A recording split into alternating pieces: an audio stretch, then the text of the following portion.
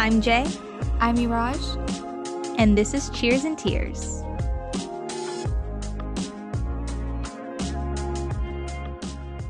So Eraj, you ever feel like an idiot sometimes? Oh, all the time. Well, I feel like the age range that we're in definitely lends to that. We're in our 20s. Yeah, that is kind of like a weird age to like feel like you know everything, but really like you know nothing. Oh, yeah, no. And every day of my 20s, I feel like I know less and less about the world. Well, if it makes you feel any better, I heard about the world's biggest idiot, and I just don't feel like it could get any worse than his story. You want to hear it? Yes, let's hear it. So there was this bank robber, and he robbed 2 banks in broad daylight with no mask on. And he literally looked at the security cameras after robbing the banks and smiled at them. And he was shocked when the police were able to identify him and picked him up. And all he had to say for it was, "But I wore the juice." And no one knew what he meant until he explained that he put lemon juice on his face in order to hide himself, because apparently the same chemical properties that are in invisible ink are in lemon juice. So he thought that would turn him invisible to the security cameras and they wouldn't be able to identify him. That does make me feel a lot better. The crazy thing is they didn't even deem him as mentally insane. They just deemed him as stupid. No, yeah, I don't think that's a disorder right there. That's definitely his own ignorance. Yeah, you got to be pretty ignorant to think that lemon juice is going to turn you invisible. If he did rob the bank in like 2020, though, he'd be wearing a mask, so. It would only be able to identify the top half of his face. Right. What a time to be a bank robber, am I right? And we are not condoning robbing banks. Please do not do that. And if you do, you can drop it off at my You can drop all the money off at our office. That'd be great. Okay, so why are we talking about stupid people? Because today's topic is people who think that they're much smarter than they are, and how to identify these people and why they think that way. No, that's really like a hot topic nowadays. I feel like I've seen a lot of that with social media, especially now that everyone thinks they're an expert after reading the headline. Exactly. This is known as something called the Dunning-Kruger effect. And what that is a cognitive bias in which people with low intelligence or low skill levels overestimate their knowledge and abilities. Let's start with this. I'm a creative genius. So it's basically like the less you know about a topic, the more confident you are when talking about it and the more you think you know about it. So there's like a lot of traits of these people, so that way you can like pick them out of a crowd and identify them. Like they're overly confident, they don't accept criticism, they have really blunt communication styles, poor self-awareness. They use a lot of like big words and over-the-top vocabulary to make themselves seem way smarter than they are. Yeah, to overcompensate it. Yeah, exactly. And they're like way condescending. It's kind of like those people from American Idol who think that they're so good and they try to tell the judges, like, "I am better than everyone in here. I am the best singer ever. My mama told me so." And it's like, you sound like a dying cat and you're going to tell Simon Cowell that he's wrong. I think I have a very unique vocal style. It's like pop rock meets Broadway meets jazz and R&B.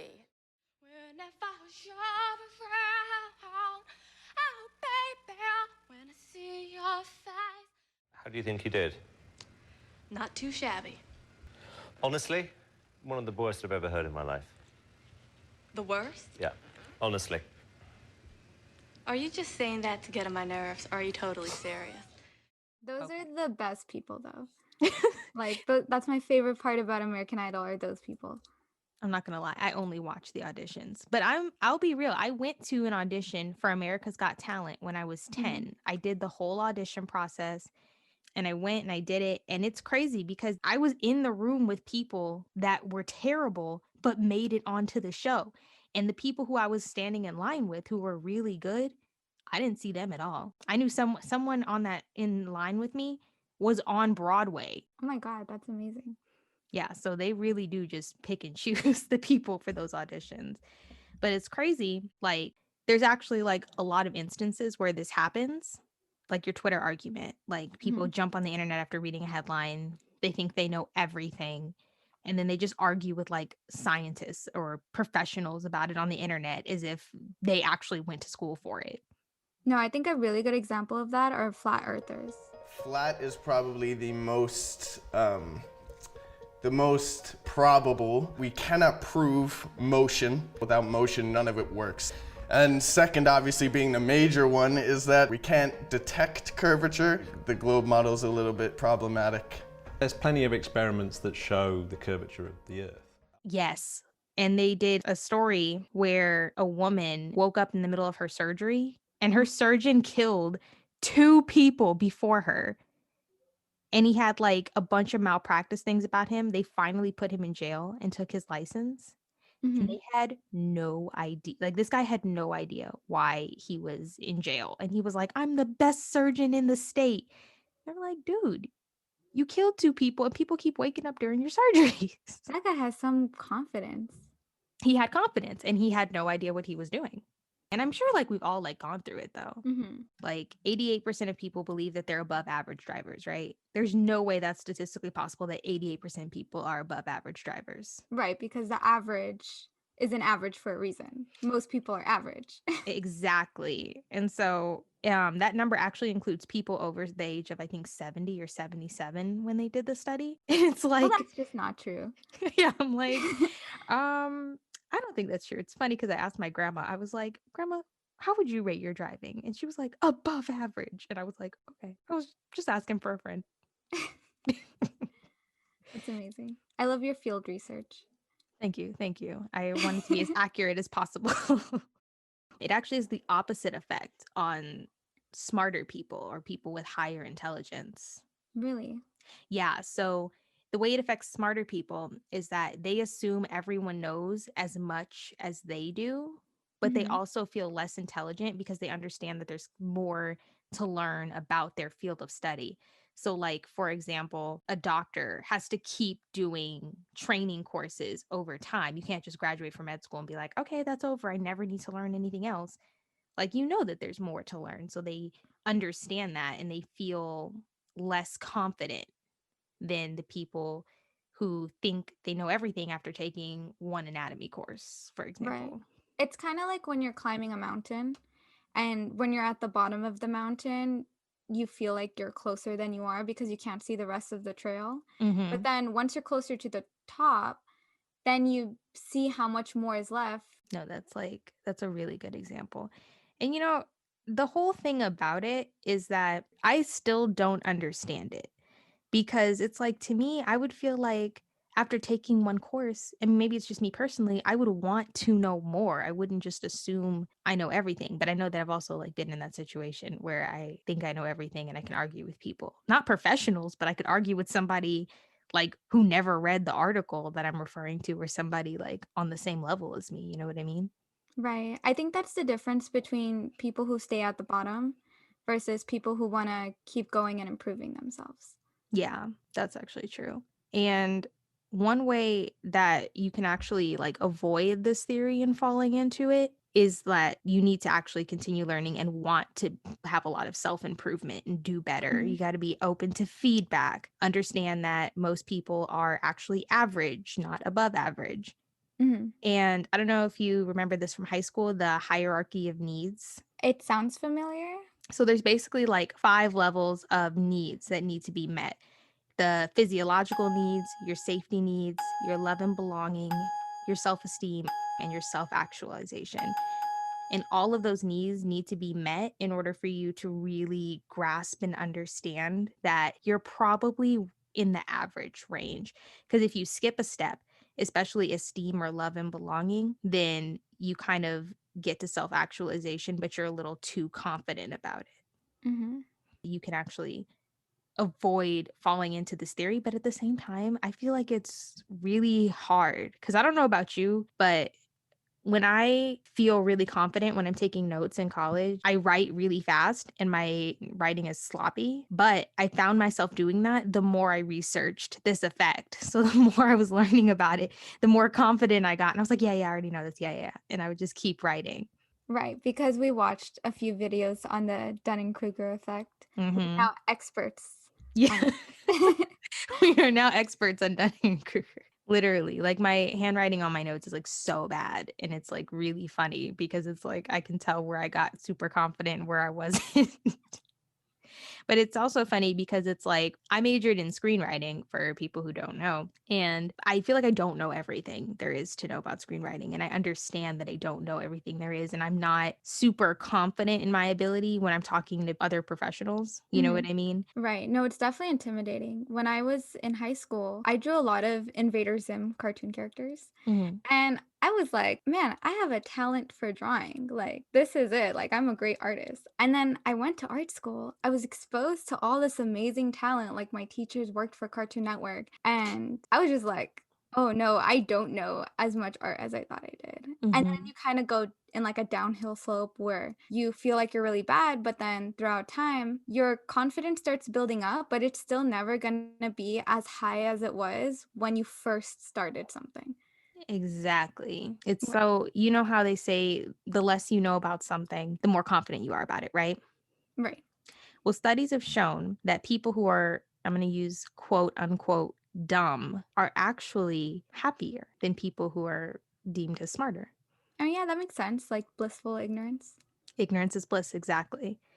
It's actually because dumb people avoid intellectual effort because they're too comfortable. And the reason that they're happy is that they're less likely to overthink and their decisions are more gut based. So they're more certain and confident because it's a reflection of their true selves. Right. Because if you don't have intelligence to go off of, I feel like the next thing would be your gut. And actually, that actually helps more dopamine go through your brain when you're more positive about your decisions and you're more certain about what you're doing and things like that. So the more dopamine you have, obviously, you know, the more the happier you're going to be. But on the opposite end of the spectrum, unfortunately, the smart people are going to be unhappy.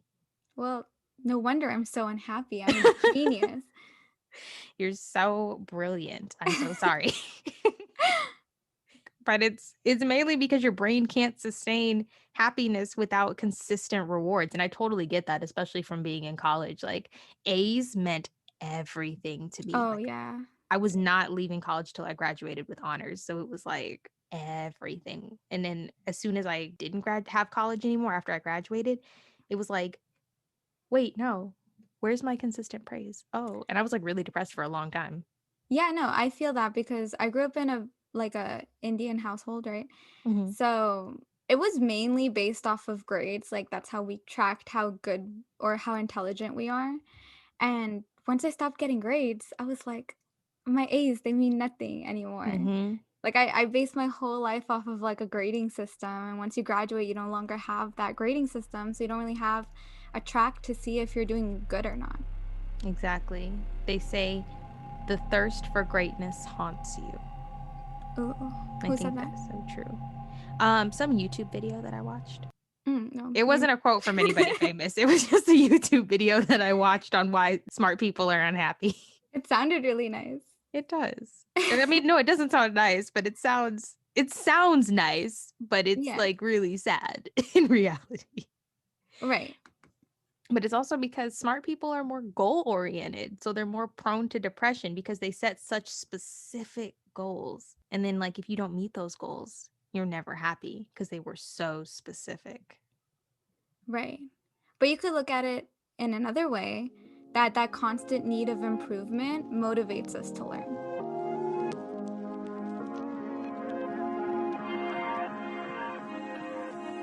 So, back to the Dunning-Kruger effect, those on the other side of the spectrum who feel like they're idiots in society are typically the smarter ones because they know how much more there is to learn, right?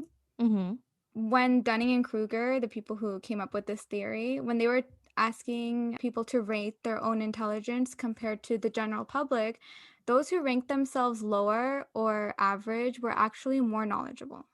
Oh, wow.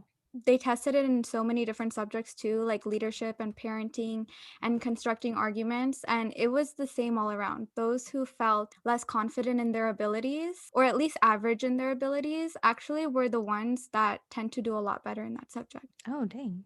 That's so sad. I know, but it's also because the people who underestimate themselves, they tend to ask more questions and listen to advice from their mentors. Mm-hmm. If you're going to think that you're already professional level, you're probably not going to take advice from people who are trying to help you. Mm-hmm. No, that makes sense. It really just comes down to being able to self-evaluate. Mm-hmm. So the people at the top, they're usually able to comprehend what they don't understand and then take those steps towards fixing it. What was that thing that I said earlier, like a couple days ago? Oh, in order to know anything, you have to know something. In order Right. to know you don't know anything, you have to know something. Right, which still confuses me. I guess it's good that I'm admitting that I don't know it, right? Yeah, exactly. It's what this Yeah. is all about. So yeah, it just comes down to being able to self-evaluate.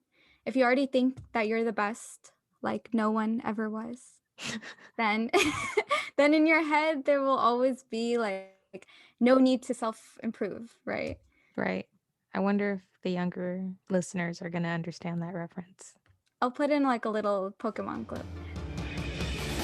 I wanna be the very best, like no one ever was. Okay, so a lot of philosophers that society has actually looked up to throughout history didn't think of themselves as being smart. Hmm.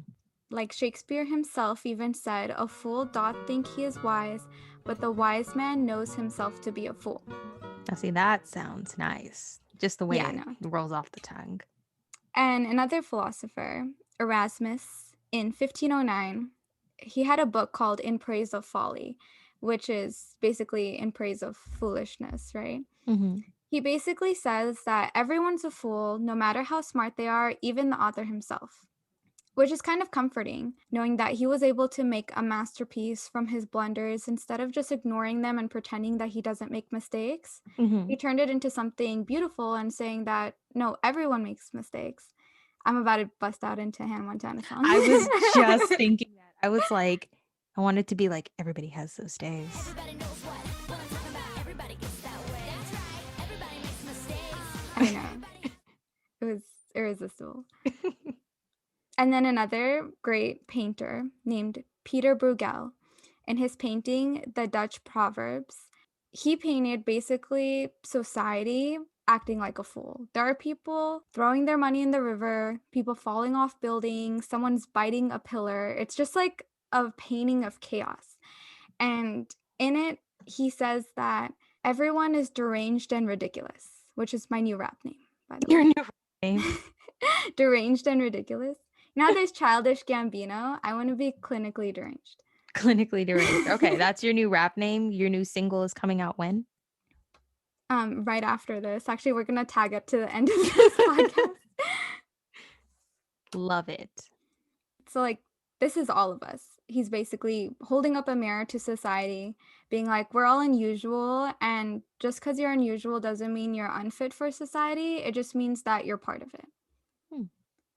I kind of like that. Yeah, no, it's really beautiful. Do you ever think, because, you know, like humans do such weird things, if you had looked at it from the perspective of an alien, is there anything that you think would stand out as like being ridiculous? If I was an alien, that's a really good question. I don't know. I don't know why, but the idea of money, like money doesn't like aliens don't know what student loans are. At least I don't think they do. So it's like in my mind, it's like aliens being like, "Oh no, we're just smart. Like we didn't actually have to pay money to be smart." Yeah, I know. Money is just so funny because we assign value to like little pieces of paper. Mm-hmm. And in ways, like if I'm looking at it from an alien's perspective, I think it's so cute because we're all here fighting over a piece of paper. No, what's even funnier are coupons because there are other pieces of paper that tell you how to spend your other piece of paper. That's so true. I never thought of it like that. I was thinking about it the other day when I was desperately looking for a coupon for DSW. This is not sponsored by DSW. If you'd like to sponsor us, please hit us up. Yes, please go ahead.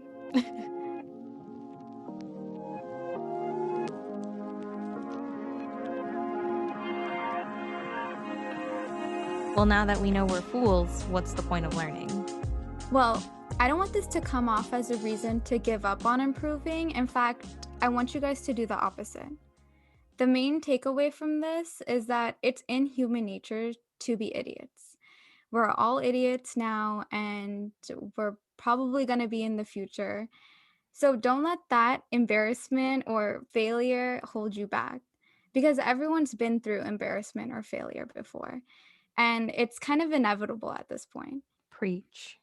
It's important to keep in mind that you're never going to be an expert at the very beginning of learning. It's going to take hard work, but at the end of the day, we've all been through some sort of failure. Failure is just a good way of improving and not making those same mistakes. That's the only way we can get better is if we fail. What's that song by Shakira? This whole episode's just filled with song references. I know. I think because what we're saying, this theory, like a lot of the lessons you learn from it are pretty cliche, and then people take those cliche sayings and then turn them into songs. Try everything. Yeah. By Shakira. You know, I want to try everything even though I could fail. Right. So if we're always going to look like fools, what's a way that we can kind of avoid that and make ourselves look a little better? That's actually a great question, because success is based on 20% intelligence and 80% on emotional intelligence. Okay. So it's important to know how you come off to other people. You know, be aware of how you're talking to other people, and you want to be able to express your thoughts effectively. Because what's the point of being smart if you can't express it or like have a human connection with people, you know? Yeah. So you don't come off as like an alien. But do not despair, Primate. We will be rescued. Until then, we must adapt. Yeah, because some people, I feel like, especially going to art school, a lot of them are smart. You know, like there's a lot of smart people in college, but some of them are just so, I don't want to say awkward, but yeah, like kind of awkward. Like they don't know how to express themselves to people. And that really holds people back. Some other ways you can look smarter is to include graphs in your presentation. More people will believe what you have to say if you have a graph in your presentation. Really? Yeah. Wow. In other ways, to speak expressively with less pauses and variation in volume. That just keeps like the listener interested in what you're saying. Oh, okay. You want to look them in the eye. I know it's hard. It's definitely hard for me to do sometimes, but it shows that you're confident and you know what you're talking about. I think you can also stare at like the center of people's noses if you can't make eye contact with them. That's actually my secret. Really? Yeah, that's what I do. I learned it from my drama teacher. And he also said if you're talking in a crowd, then you want to skim over like the tops of their heads. It'll look like you're talking to the whole audience, but you don't have to look everyone in the eye. Right. That makes sense. That's a good one. And then a really big important one is say everything with a downward inflection, which basically means say it as a statement, not a question. Okay.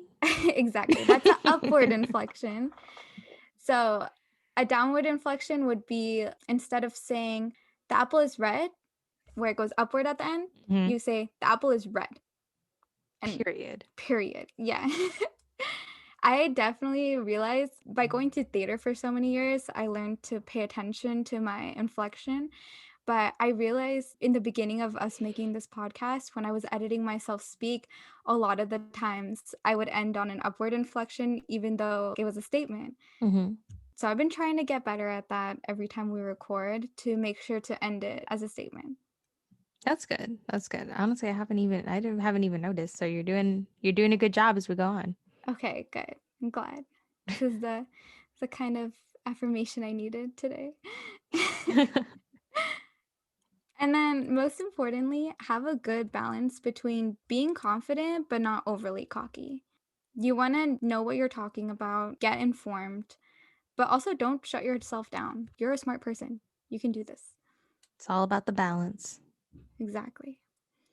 And most importantly, if you want to look really smart, you should subscribe and rate this podcast.